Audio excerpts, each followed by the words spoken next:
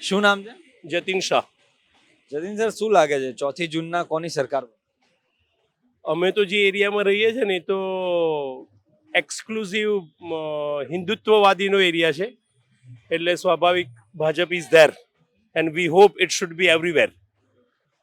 એવા તો શું કારણો છે કે તમે ભારતમાં એવો તો કયો વિકાસ જોયો જેના લીધે તમે આવું? વિકાસ કરતા બી છે ને એ આપણા દિલની વાત કહે છે. ભારત હિન્દુત્વવાદી દેશ છે અને હિન્દુ વિચારસરણી વાળો દેશ છે. એ જે કરે ને, જે લોકો હિન્દુત્વવાદીને પકડીને આગળ વધે, એ ભલે ટેક્સ વધારે લે, ડેવલપમેન્ટ ઓછું હોય, પણ બેઝિક વસ્તુ હિન્દુત્વની છે. અને ભાજપ એ પકડીને અને આ ઇલેક્શનમાં તો ખૂબ જ ઓપનલી એને એની ફેવર કરી છે. એ ઉપરથી લાગે છે કે એ આવવું જોઈએ. અને આવતા 5 વર્ષમાં તમે શું ઈચ્છો છો કે શું હજી ફેરફાર હોવા જોઈએ?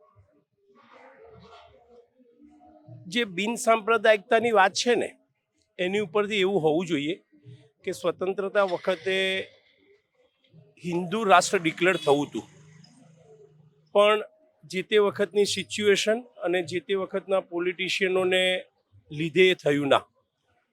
તો વી હોપ કે આ વખતના ઇલેક્શનમાં ભાજપ આવે અને બધાની લાગણી એવી છે કે હિન્દુ દેશ તરીકે ડિક્લેરેશન થાય.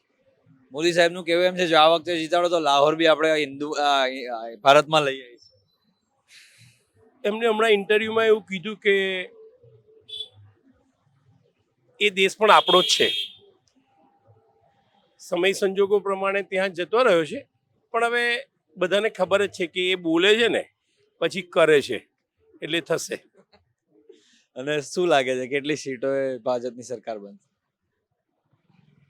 400 પાર થશે કે નહીં?